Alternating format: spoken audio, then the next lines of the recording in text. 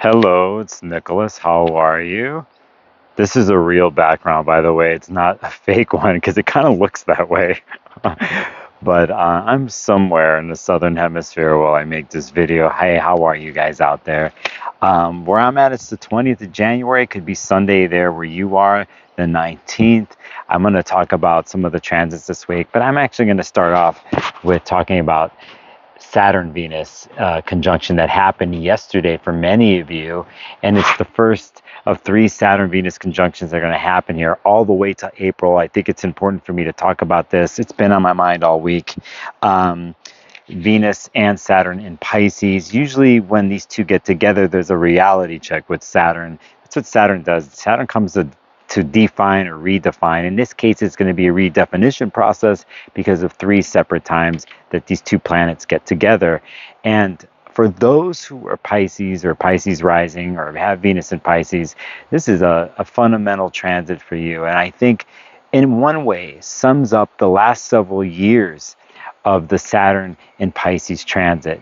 And usually Saturn being the more dominant planet is going to have its influence on Venus. But today, in this place, thinking about things, thinking about what beauty is in nature and the oneness of it all, I think Venus comes to help Saturn.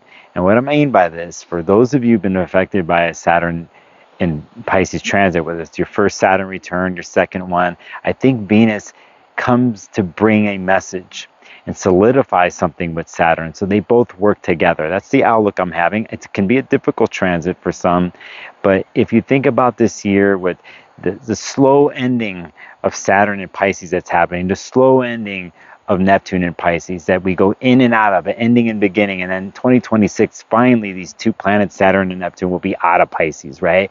But we have this culmination, this slow ending of a story in Saturn and Pisces, and I think Venus comes to bring a couple gifts here. And in exchange, Venus has Saturnian wisdom and knowledge that will come in this exchange. I'm taking the more higher view of all this, but Venus does bring something here, a secret message to Saturn, and say, hey, you're almost done with this transit, those of you affected by this, and something sweet, something heartfelt, something that comes from the deepest places of beauty, you know. And even there, those places of beauty do need structure and definition, and that's what Saturn brings to Venus. So start off my video, that's what I'm doing. We had the first one, the first Saturn Venus conjunction that happened in Pisces here was officially the 18th into the 19th. That was at 16 degrees. Important markers to remember is that the second Venus-Saturn conjunction is going to actually happen on April 7th here when Venus is retrograde. Venus will start its retrograde cycle, go direct on the 1st here at around 9 degrees Venus in Aries, and then eventually goes all the way back through eclipse season, through all these things, and it's going to get to an important point here on the 7th of April at 25 degrees, the next Venus-Saturn conjunction. And then the third one, once Venus moves forward, it's not too long, several weeks after that, on April 24th at 27 degrees Pisces, we will have our third Venus-Saturn conjunction. And when we have three hits like this with two planets, there's a review and redefinition process that happens. And in this case, think about what I said about what Venus would bring to Saturn and what Saturn would bring to Venus. And the negotiation, and past that, the mutual exchange that can happen beneficially, thinking about the broader, longer term transits of Saturn and Pisces, Neptune and Pisces. I'm trying to find the beauty in it all, and I'm trying, once I do, and if that beauty is ethereal, untouchable, we want to make it touchable. We want to put it in our hands in matter creation. And that is another way to look at Saturn-Venus conjunctions. Now, initially, they can be very difficult. You know, Saturn deals with fear and rule sets and responsibility, right? And reality and mortality. You know, Venus Venus is dealing with beauty, the feminine, our senses, right? What we love, how we love. And here, Saturn is bringing responsibilities, and this can show up in commitment or commitment challenges or reestablishing commitments, a definition and a structure to what relating and what love is in Venus and Pisces. In general, Venus and Pisces is dealing with love and compassion and the ethereal and the music and the dream of it all, the deeper love, the oneness of life. But, you know, we do live on planet Earth and we do need structure. And I think Saturn here comes to try to redefine this many times between now and the end of April. And in between all that is a Venus retrograde and all this, right, that we're going to do, a Mercury retrograde, and eclipses that happen in Pisces. So again, I want you to think about long-lasting pillars and foundations with the two planets when they get together, long-lasting commitments, a reestablishing and redefining of the pillars and foundations of Pisces.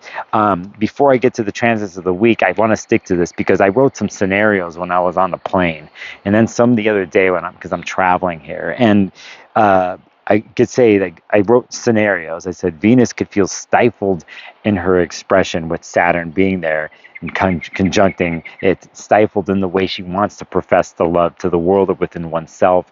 And Saturn can bring a bit of reality in there and want to say, actually, you need to look at the way to keep this going. And with that, it has to do with rules and regulations. And a lot of times Venus and Pisces, they just don't want any of that.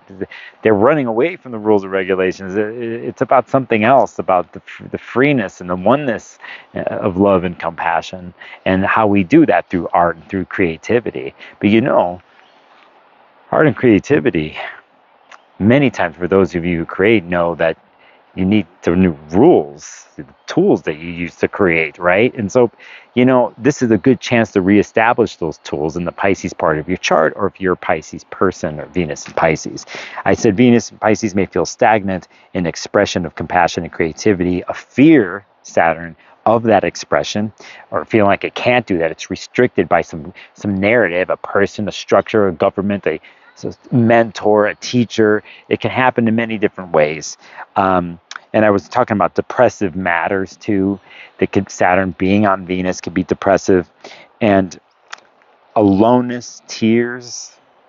But also, once someone gets through that, the loyalty that Saturn wants and brings, and the responsibility that Saturn brings to Venus situations, even if it's resource creation through creativity, or it's through relationships, so on and so forth. We need these things, but a lot of times if we're in fear of taking those steps and the dream being broken, that it could be fear and aloneness, right? And not knowing what to do. And we don't know what to do, we're usually in fear to take the next step. And that's the battle. And a lot of times we have to come to a Saturnian acceptance of temporary rule sets if we're going to incorporate this in our lives. All right. But I also wrote that this transit can be where loyalty shows up, loyalty in relating and long-lasting commitments are a big part of this, but separateness can occur. I wrote a bunch of other things about responsibility, maturity, but I also talked about patience here. And that's the great thing about Saturn, is it developing patience in whatever it touches, or the learning the art of it.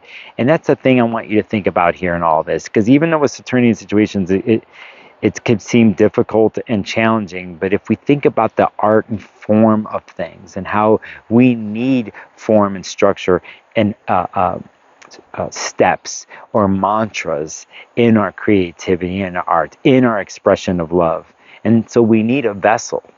We need that matter creation for it to funnel through, right? And a lot of times when we're in that place, we're following mystery. And this is what we don't want to forget about anything that happens in Pisces, even with Saturn being there, is mystery drives us as human beings. It's drive the human race, right? I'm thinking about David Lynch here, of what's happened, him passing away, and many of the conversations and the insights people had about him. But one of the most common things here had to do with it wasn't about the results of something. It wasn't about the answers to something. It was just following the questions of something. And when you have the questions, that means you have wonder. And that when you have wonder, you chase the mystery. And that is life. And that brings you places.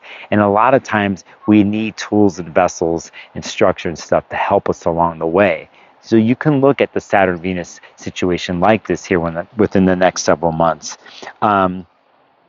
So on and so forth. I wrote a lot more, but one thing I want to say about this in the end is about the respect and love for one's own self and your own place in the universe, your own individualistic, beautiful placement in the universe, and how you have purpose, whether it's one way or many different ways. And we want to have loyalty, responsibility to that part of ourselves or everything here. And we do that.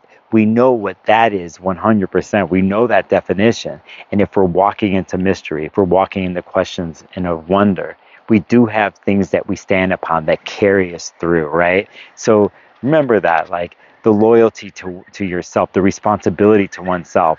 And it doesn't have to be a self-critical way, but just a more like, oh, I love myself, I'm my place in the universe, I have purpose here. And that is a very Saturnian way of being, and wanting to follow through on the promises to yourself and what you feel the universe has put you on the planet for. So you can look at it way instead of a restricting way of like, oh, I didn't do this, I do that, I suck, I'm shit, I'm going to beat myself up again and tear myself into pieces, or I'm going to get lost in some other thing that has nothing to do with myself. That's a Pisces thing, to self-identify with something else because I'm really ignoring what I fear. All these things can come up, right? But when we look at ourselves and confront ourselves in a loving, compassionate way, we could do Venus, Saturn, and Pisces. So saying that, I'll talk more about this in the future. I rather leave this. You're probably noticing a lot of sound here. I am high up somewhere in Australia right now. I'm not going to divulge exactly where I am because I'm staying mysterious. But all I've heard here is sound and birds and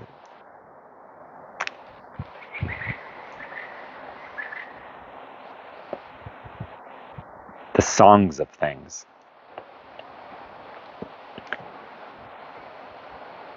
Like the trees behind me had their song and I could hear it.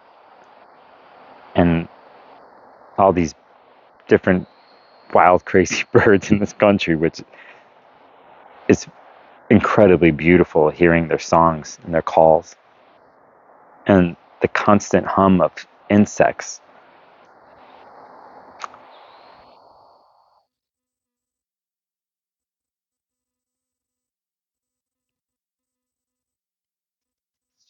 I'm making this video on the 20th, which is your 19th, and Mercury and Capricorn is doing a sextile with Venus today. Part of the reason why I'm doing it is to communicate in an Earth-Water sextile way, an opportunistic way. Mercury is a big factor this week. Mercury is going to make a ton of aspects this week in Capricorn. We see some people might diss on Capricorn stuff, but when we have connections to other, like Venus or Saturn and Neptune down the line, we like this Venus water Earth connection. I talk about it on my channel all the time. And you could see putting into form the mystery and song and the beauty of it all. This is this week. Remember that this week with the challenges, with stupid inaugurations and all that. I was talking with a friend. It's like there's all this hype, TikTok, stupid app stuff, all this bullshit. But then, like, somebody just passed who's super famous that has millions of people have emoted how much of an impact a crazy person like David Lynch had in their life about creativity. David's a big meditator, and his messaging about always finding the idea or finding oneself and go beyond pain and suffering through meditation or through creativity. That's there. You don't have to bite on all this other hyped up stuff, no matter how hard it is. And when you find yourself tired of that, just know that you could do the other thing. It's always there. This week, in one way, the transits are about that, with Mercury connecting with Venus and Pisces, so communicating the dream, right? Communicating the love and compassion in structure and form. Mercury's in Capricorn. It's ruled by Saturn. Saturn in the sky right now is in Pisces. You see what I'm saying here? It's not all bad. If you can find it, do it and speak to it. When we get to the 21st, it's a fundamental point in the year, because now we're basically into Aquarius birthdays in the next 24 hours. But on the 21st, we have our annual Sun-Pluto conjunction that happens in Aquarius, 0-1 degrees. Those watching my channel know how fundamental this is to the things and plans I have to do on this channel, the messages about the promises you made, the mantras about trusting yourself, right? Being loyal to oneself. It's a long game, in Pluto and Aquarius, that you'll find your role in groups and communities down the line, people who connect with your individuality and creative autonomy. But here we have Sun Pluto at a regenerational stage for those early degrees and fixed for Aquarius. Now there's the politics out there. There's all this stuff, and that goes along with these transits. But here, the birds, we're all crazy birds. We're all uniquely freaky, crazy looking birds inside and out. And we all need to shed our skin. And we all need to drop our feathers at times. Sun and Pluto do this week. There is a moment of that. And be as freaky as you can be, people. Be as wild as you can be. And if you want to use the moment as a shedding or a dropping of a certain feather so the new one comes in, you do it. Again, I could talk about the political ramifications and the timing with TikTok and all that stuff with 0 degrees Aquarius stuff, but not today. That happens on the 21st at 4:28 p.m. 1 degree Aquarius. Remember, Mercury here is going to go through this week and finish up a story. Eventually, the Moon and Mercury are going to go to Aquarius down the line here, and it's going to hit this 0 and 1 degree place. And several months ago, I talked about once Mercury goes into Aquarius next week and goes through the Moon, goes through Pluto, that I think it's the last chapter of the 29 degree Capricorn story finally. And so it's interesting this week that we have Mercury in the last degrees of Capricorn, and doing some good transits, good aspects that I'll get into, but really for the deeper reasons out there, people who've been affected by the Pluto and Capricorn transit that we've had, Mercury's finishing up the story this week. On the 23rd, we have Mars retrograde in Cancer. Yes, we're doing this transit, and it has a beautiful opportunistic connection with Uranus and Taurus now. We have water and earth here again. This is good for the Mars retrograde. Maybe Taurus brings a new something into the garden for Mars and Cancer, and it's not about tears here. Actually, it's about inspiration. It's about liberation. It's about something new coming in to be infused in the Mars retrograde story after a lot of stories that have happened with Mars and Cancer the last couple of weeks, with the lunation that happened, how prominent Mars is in the sky, the emotional outburst, the out of bounds Mars, where it just can't help but push these stories in Cancer that deal with ancestry, home, family, and emotional content and feelings. But here Uranus brings up a little gift. Uranus is like, listen, here Mars, I'm going to give you something that is of earth-based, like a rock or something, but it's something that they've never seen before. And it's something that they can use for the rest of their transit to feel grounded with, but at the same time inspired by, okay? That happens at the end of 23rd. Here's Mercury now making an opposition to the same on Mars on the same day. So Mars is the big Mars day here on the 23rd, and there's some talk that's going on here. And Mercury here, after being influenced by Venus, wants to move things ahead and bring structure and seriousness and responsibility to the Mars and Cancer emotional story. And they have a clash here, right? And they have a debate, and they have something that happens here. And be smart with this one, right? Actually, I would take Mercury's word, responsible, sometimes mentor, parental figure advice for the Mars and Cancer transit, no matter how sensitive it might be. Take it in. Try to find the middle ground between the two. But could it get emotionally? Yeah, the water, the emotion of Cancer can't put everything into words here, right? But is inspired by Uranus on the same day. We look for a professional, mature way to speak about these matters. And Mercury that day makes a trine to Uranus. So you see the three here are intertwined. I think this is a really great transit for the week. Mercury week, Mercury's in the mix. We like this because the trickster in Capricorn is defining and being clear about everything. We just had all that stuff happen at the end of the year with the retrograde with Mercury. Now we're about definition and plans and the mountain to climb. Think about it that way. On the 25th, then we do something amazing. It's like this. Venus in Pisces makes a trine to Mars in Cancer. So after this reworking, we kind of go towards this. After all that, we go to the 25th, and we have a love connection. We have an emotional dive into healing, deep, loving waters, where one could be shed the stresses, shed the expectations, shed the things of like what's going to be or what's going to happen, or if I didn't do this in the past. So when you have a Venus Mars trine in water, it's not about this per se, as we did earlier in the week with Mercury. It's about something else. And can you touch that loving, watery place? Maybe you draw yourself a bath, or maybe you take a walk in nature and there's a creek running by and it speaks to you, softens the edges, brings you down, centered.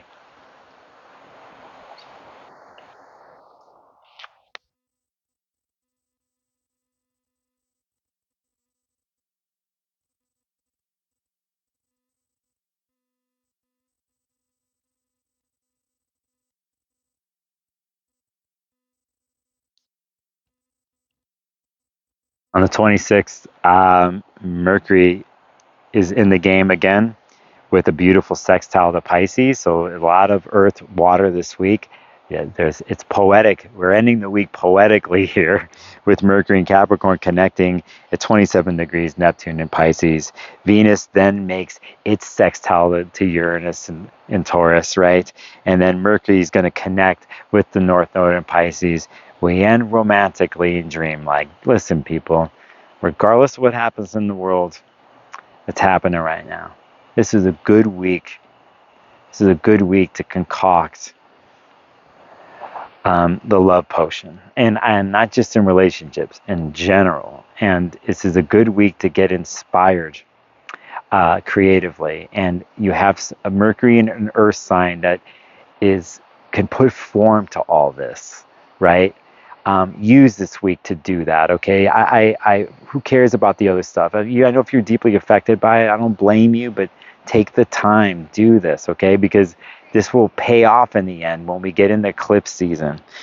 Again, on the 27th, and when we get later in the week, that's when Mercury's going to go into Aquarius. Listen, here's my thing. I did things off the top of my head like I usually do. I'm traveling here in Australia for the last week. I stopped by an astrology conference, saw colleagues. I've been smelling things I've never smelled before, listening to birds I've never seen before. I'm super fortunate. But even if I wasn't here, I'm super fortunate. Beyond the aches and the pains and the worries and the tragedies in our lives,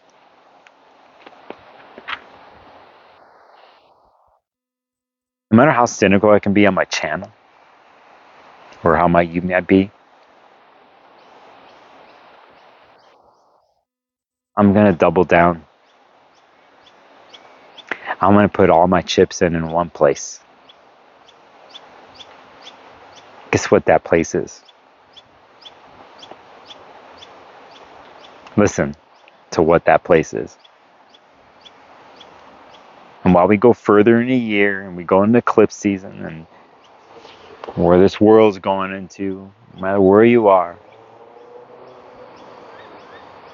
no matter where you are and the people you see around you, whether it's at home or when you're traveling or whatever, most people, they're just like you. They're going out to the grocery store to get some fruit, to get some food, to eat with their people that they love. They're going to work and they're trying to hustle to pay bills. All the setup situations to hopefully feel good in the world and with those that they love and care about. So don't forget that. And when you feel alone and feel like in your bubble in this internet and all this stuff happens, you get all hyped up and drama filled and all that stuff. Remember, it doesn't have to be that way. And you're not the only one. Somewhere on the other side of the world, they might be speaking a different language. Things are packaged differently. Things look differently. but they're doing the same actions as you are, or the wants and needs. To be happy, to be free, to be grounded, to be healthy.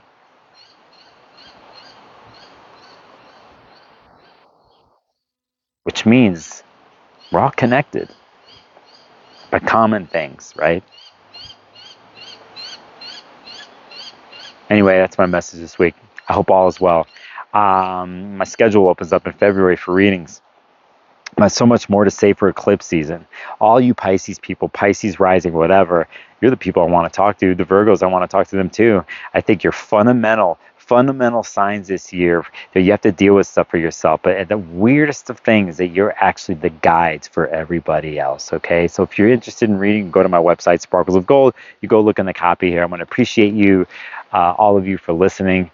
Not just to me, but this change, lighting change. And the sounds of things. And I'll end the video saying this it's personal for me. Even though I deal with things in my physical body. We all do. Right now, you're looking at me. Right now, where I am, I'm really happy. And I haven't felt this in a long time. Like, I forgot this type of contentness, being content. It could change in 10 minutes, but right now, with me here, that's how I'm feeling. All right, so I'm gonna put some more stories and stuff on IG. I'm in Australia until the first week of February. I'm in the Brisbane area, Sydney here for the next so many days. If you're around, I could maybe pull a reading off. Besides that, I'm just going to go get lost in all this now. All right. Till next time, I'll see you in the next video.